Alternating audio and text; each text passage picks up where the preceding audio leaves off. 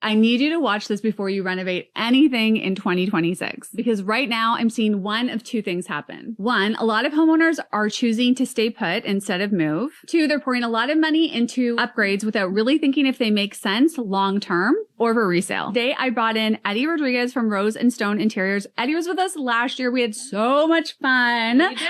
And so we are here to do it again. So we're doing the 2026 edition of Hot or Not. Absolutely. Right? Yeah. It was so much fun last year. It was super fun. I think this is now an annual get together at the beginning of the year to regroup and really just go into the year with a good plan. 100%. Right? Because there's some scary things I see out there.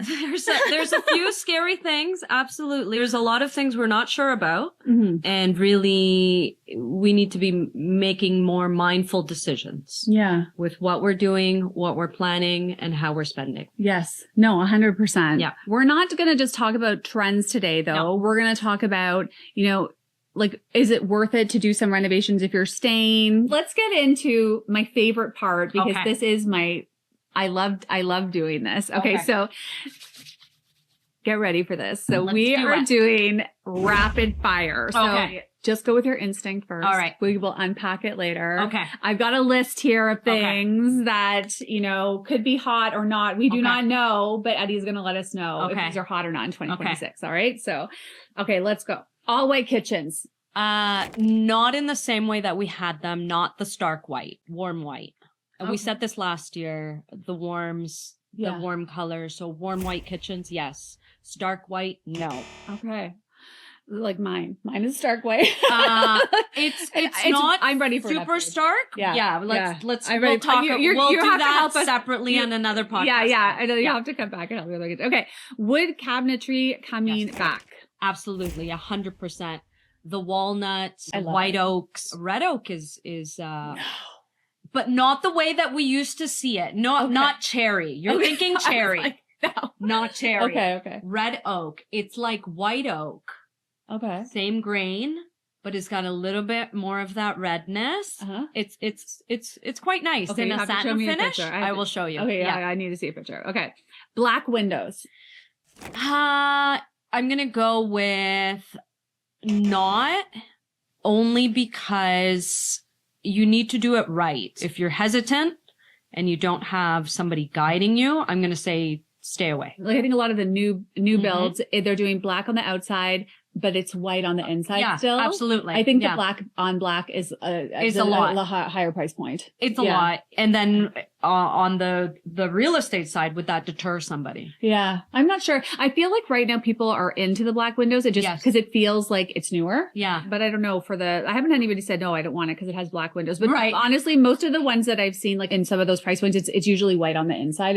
They're not black on black. Yeah. Okay. Open shelving in kitchens. I'm going to go with yes. Again, one of those things that if you do it right, it works. If you don't do it right, it's not good. Maybe we unpack that later. Okay. We'll come back to that one. Why? Okay. But I'm gonna go with yes. Okay. Personally, for me, I'm like, I aesthetically, I like how it looks in a photo. Yes. I just think functionally, exactly. It's not. I'm too much of a clutterbug to like. But it's also, it could be a moment of open shelving. It doesn't have to be everywhere. Yeah. You need a combination. You need a balance of closed storage so we can all hide our mac and cheese. Yes. But then open storage to let things breathe. Yeah. Moody dark kitchens. Yeah. I'm with it. Hot. Okay. I'm into it too. I like how they look. Okay. Wallpaper in powder rooms. 1,000%. Super hot. Yeah. If you are nervous about doing anything with color, anything bold, the powder room is the absolute best place to start with. Yeah. Do the powder room, get the craziest wallpaper, get the colored vanity. Let's do it. 100%. Even I've seen like people like just going so bold in their powder rooms. Like the ceilings are even like the whole thing like black, like or dark, some sort of dark color, right? Yeah. Dark, moody patterns. It's such a beautiful little area to play with. Yeah. It's not a lot of cost to do it. It's not a huge investment. And if you really dislike it in 5 years, all you have to do is now remove the wallpaper, right? Mm-hmm. Or change something else about it. Okay, fun. So yes. What about barn doors? No, I'm out. They had a moment, right? They had their moment. Listen, not anymore. they have their, not the way that I guess we've seen them. I think there's a difference to be made between a barn door with external hardware visible, where you have like the black bar, let's say, going across it, to a door that's on a slider. There's so many new mechanisms in hardware that actually hide the hardware behind the door, and they're amazing. So a sliding door, 1,000, yes. Barn doors, no. We're out. No. Okay, barn doors are out. Barn doors out, slider doors in. All right, okay. Oh, here, this is a good one because I've seen this a lot. Fluted detailing. I'm gonna say it is hot. Yeah. To like the general everybody. There is still a lot of things that are coming out with a lot of fluted detail. You'll see it in a lot of furniture, like something like this you would have in a fluted. I think it has its moment. I don't think everything should be fluted, but adding a texture to something is hot. Okay. Yeah. I've seen it in kitchens. Like I've seen it around the island, and I'm like, it looks so beautiful. Yes. But then in my mind too, I was like, clean. Yeah. How do you clean that? How do you clean it? Right. So it has its time and place, I think, right? A credenza. Yes. 100%. An office unit, something that's not going to get greasy or gucky. 100%. Yes. Okay. Yeah. Okay. I got you. What about ceiling beams, exposed beams? Yes. Okay. So yes. Now, are we adding beams, or are those beams true to the architecture of the house? So, right. Yeah. That, I guess maybe adding them. Right. So I think it really depends on the architecture of the home. There's, again, a time and place. If we're adding it to like a home that was clearly built in the last decade, we know there's not beams there. So those are like faux beams. Why did we do that? Is there a reason? Are we hiding something in it? Are we hiding plumbing, right? Because we could just faux beam it because we had to hide some plumbing in there. Yeah. I'm going to say not. Okay. I'm going to say not, only because that's a clearer answer than like put beams everywhere. Yeah. No. So fun fact, in 2021, we were on Scott McGilvery's like home makeover show, and I do have faux beams here, and so we made those faux beams with them, and like they actually had painted all of our we just let them. I'm like, do whatever you want. They had painted like all of our windows frames black, and it did look very, very nice. You'll have to show the audience a picture of the ceiling. Have to show the ceiling. And you know what? It's fine. This is an individual room. Yeah, you guys obviously can't get a sense of where we are, but it is an individual room. It's got its own feel. It is not like you threw beams all across the house now, right? No. So, and what I'm like, whatever. It doesn't. It doesn't looks bother good in here. Us. Yeah. We're good with it. What about arched doorways? Same kind of thought behind the beams. We have to remember the architecture of the home. I'm all about the arches if it fits the architecture of the home. And now, like everything, we go overboard. Everything has become arched. And so now it's not unique. It's not special anymore. Sometimes it doesn't even match. Yeah. It has to go with the whole aesthetic, I guess. Exactly. Right? It has to fit. So I'm going to say yes, because they are beautiful if it matches the architecture of the home. I have clients that did a custom build and I just wanted to go see it. And I honestly, I felt like emotional, like going through the home. It was so gorgeous. They have the arched doorways, but it echoes throughout the home. Like they even have this like arched, like it's like a curved glass door to go onto their patio. Oh, beautiful. And it just like all of these kind of elements came together. It flowed very nicely. Where it's different because I was like, I want to put arches at one point in my house. It wouldn't go. It wouldn't make sense. It wouldn't go. Yeah. When you're doing a new build, yes. Yeah. Oh absolutely. My gosh. It was stunning. Yeah. What about heated floors? 100% yes. If you are able to, let's say you're renovating your bathroom, 100% do the heated floors. Especially if you intend to do a stone on the floor, or, I mean, even just a porcelain will become very cool to the touch, right? I mean, think about the crazy weather days we've Oh my had, gosh, minus I know, it's 30, so and then you awful. go into your bathroom and your floors are, not warm, while, you could have it heated. It's so much nicer. You know what's really crazy too? Yeah. You could have a heated bench in your shower. Yes, please. Yes, 100%. That's amazing. So you could do that, 100%. Is that something like, I've never even heard of that. Yeah. I mean, I love It's the same system, yeah. Yeah, when I show a house and like they've turned the heated floors on. Yes, like, oh yeah. if you're listing your house, definitely turn your heated floors on when people come through, because everybody always is like, oh, it's such an feels so amazing nice. feature. Yeah. It doesn't really cost you in terms of electricity. It's such a low voltage, and it is a very luxury item that I think is very available to the many of us. Mm-hmm. Yeah. So that would be heated something I floors. would spend on. Oh yes. yeah. That sounds especially great. in the primary. Yeah. In the primary and the guest, so cute. Yeah. I guess I have my last one here for you. Tell me. We'll close it. Okay. Statement stone islands. Ooh, like what do you mean? Like, I guess the waterfall, like a waterfall. 100%. I do a lot of waterfalls in my kitchen island. You can't just waterfall it because you feel like waterfalling it. It has to be from the side that is most viewed. Okay. That is the area where it's going to have the best bang for your buck, right?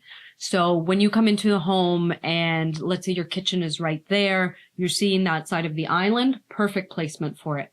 The other side faces the patio door or the garage door. Don't spend your money on that one. No one's going to appreciate that side. Doing it on the side that faces the many, 100%. Yeah. Okay.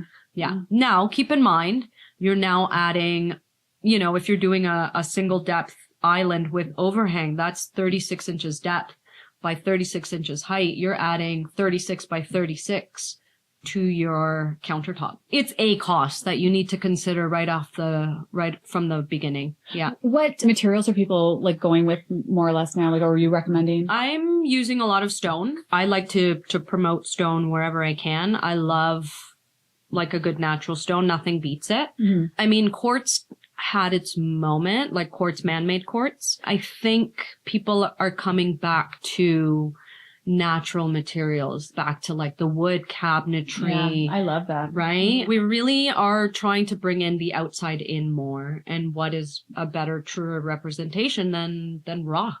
Right? Is stone more difficult to maintain, or like do you have to be more careful with it? So I have this conversation like, once a week pretty much, right? Yeah. So yes and no. You have to understand what could happen to it. You have to apply it in the right finish.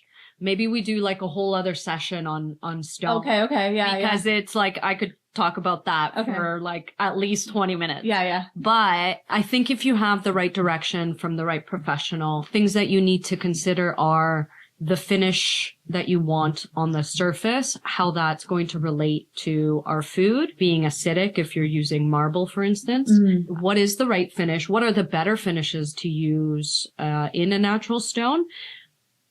If we're talking natural stone, if we're talking quartz, though, man-made quartz, where can that be applied? So there is ups and downs on both of them. Like, I would never put a man-made quartz backsplash. You know how you can run that up?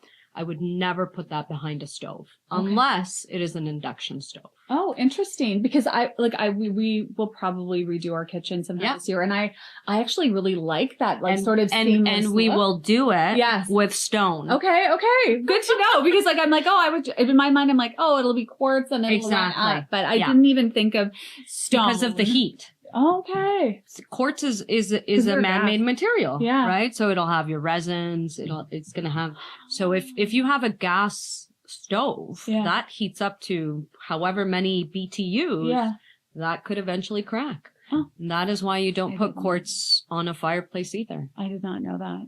Yeah. So interesting. But I see it. I do see it quite a bit. I don't know if it's necessarily gas stoves. I'm going to put more attention into it now. Now you'll be a little bit more aware. And these are the things, I mean, this kind of loops back to working with the right people that know this about certain materials, that know the correct application for things, because that is a costly mistake. Yeah.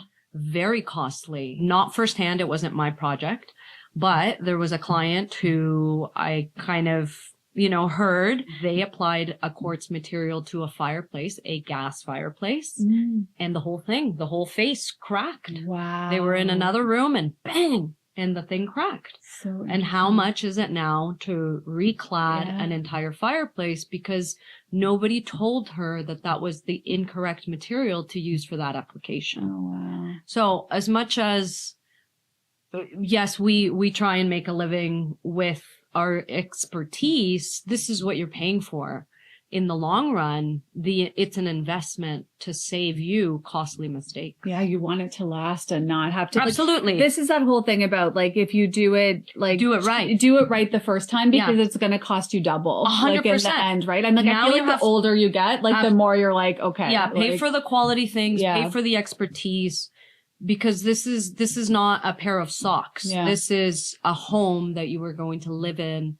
It's an investment, and we really need to start thinking about it as an investment so that it returns on you too, right? Yeah. Wow. Right? That's so interesting. I did not know that. So here's what I love about this conversation. It's just that things can be trendy and they can be hot, but they may not be the right thing for everybody. Absolutely. Right? Yep. So if you're sitting there now and you're thinking, okay, that's great. That's hot. That's not. But how does that actually apply to me and to my life? Yes, right? Absolutely. So let's get into that because not everyone is, we're not all trying to be, trendy. No. And we want to make smart investments. Absolutely. So I have some questions for you. Tell me. For people who just want to fall in love with their home again, because maybe they're you're tired. just disenchanted with it, right? You're I want to refresh. Yeah. Where should somebody start? If you're just my whole thing needs to be done. Yeah. You know what costs you zero money, but costs you time is decluttering. Right? Remove, and remove. Yeah. And also, repurpose. You take that chair that sits in your bedroom that collects your clothes. Maybe that doesn't belong there anymore. Maybe it belongs in your study. Right? So let's take the things that we have. Let's move them around in our house. Let's take out those vases. Let's move things around. That step number 1, declutter and move things around, right? I love that. Find a different home for it. Yeah. And you haven't spent anything. Yeah. But maybe a weekend. Yeah. Right? Give things away. That's why I love interior designers, honestly, because because they can come into the home and they'll see something. Yeah. We work with a stager, they'll come in, they redo the house, and some people are I never thought of it this way. And I don't even want to move now, right? They just love it. It's a fresh view, right? Yeah. So if we get tired, we need to shake things up literally, right? Yeah. So let's move those things. Let's move that furniture. Get your friends, get your husband, get your partners. Let's move some furniture, right? So good. Just flip your living room around, redirection your couch. I'm like that. Right? Like that. I don't know. Were you like that kid growing up then? I was that, but I just was always wanting to change things. Change direction, change your pillow covers. Yeah. Bring out that throw that you think is just, too fancy or whatever. If someone has 15 to 20,000 to spend, and they want to renovate, what would you suggest they do? I guess it really depends on what the client wants to improve. Is there an area of the home where improvement is needed? Function doesn't meet the current demand, right? Whether that's your entryway. When you come home, you don't have a surface to put your keys down on. Your muddy boots are everywhere. Mm-hmm. Could that be an area of improvement in your life? Is it the function in your kitchen? Could it be as easy as adding more drawers to improve the function of your kitchen because there currently isn't any drawers or not enough drawers? Is it replacing, the toilets, right? Because they're old, they use too much water. And that in turn is you wasting money, right? Mm. So I think it really goes back to our very first consultation with the clients and finding those pain points for them and really discussing what is their ideal function. I think you can do a lot with that money, a lot of little things. You're not going to make a big, huge change. You're not going to take down a wall. But could it improve the function of some smaller areas? Yes, I think so. Mm. Yeah, that's a good point because it would just depend, I guess, on what their they need improvement on, right? What they need the most. Absolutely. Right? So yeah, sometimes it's figuring out, thinking about what is the most stressful part of your day to day in your home and how could we improve that, I think is where we would start. Mm-hmm. Yeah. Mm-hmm. Before we start spending any money. Mm-hmm. Right? What is something that someone can do to make a home really feel custom? What makes something feel custom is the details. Really taking note of something as easy as the light switch plates. You know, there's so many new improvements to getting the light switch plates that don't have the screws on them, that are clean. That feels really custom and really tailored. Adding custom furniture or custom cabinets where maybe right now you have things that are floating or not attached to the walls, right? So you could get, I mean, there's so many amazing things you can do, but you can get box store cabinetry, have somebody put it in, trim it all out, and now you've taken a box good, integrated it like actually custom, put trim around it. Now it's a custom, you know, office, right? Like I'm over here looking at your office, and that's something really easy to create, to add, to make it feel a little bit more custom. When things fit where they're supposed to be in the home, it really adds much more of a custom feel. Mm-hmm. You know what people forget about a lot? Area rugs, right? They always go too small. Mm-hmm. Make it big. Yeah. That feels luxury. Going big on your rugs, 100%. Another good place to spend a little bit of money. Okay. So, a good one, but a little bit costly, could take over your whole home, could be updating your trim, right? From the standard that we get in all kind of the subdivision homes, making it, you know, feel a little bit more you, whether that's a little bit more character or a little bit more modern. Bigger baseboards. Those are definitely some good items to upgrade the entire feel of your home. Yeah. Yeah. They make such a big difference too. Such a big difference. Even in just cleaning, right? If you're a big baseboard, you know, cleaner, having less grooves would really change your life for that. Right? It's so funny. Sometimes I go through, I've gone through homes and people have used the wrong trim. Oh, right. Like, so like in the wrong places. Yeah. Oh. Yeah. It's not a crown molding. Yes. You know, like, they put like a baseboard up there. Yeah. Oh no, don't do that. Like, That's one way to decrease. Yes. Yeah. That would be a you would have been, again, better off by not adding anything up there. 100%. Right? 100%. That's like, even though sometimes you go through a finished basement and you're like, oh, like you think, oh, the basement's finished, it's adding value, but when it's done poorly, it takes away from the value. Yeah. You're better off to leave it alone and 100%. Sell it as a blank space. 100%. Right? There's some crazy things out there. I bet. You right now. Yeah. Crazy. I love this conversation, Edy, because I think it's just sometimes the right move is not moving at all. It's renovating and then knowing, you know, where the proper way to invest your money to make sure you're getting the most out of it for your family. And then for, you know, building, you know, equity and things like that down the road and salability of your home. Yeah. 100%. Yeah. So if people are watching this and they're like, I want to work with Edy, how can they get in touch with you? I would love to work with you.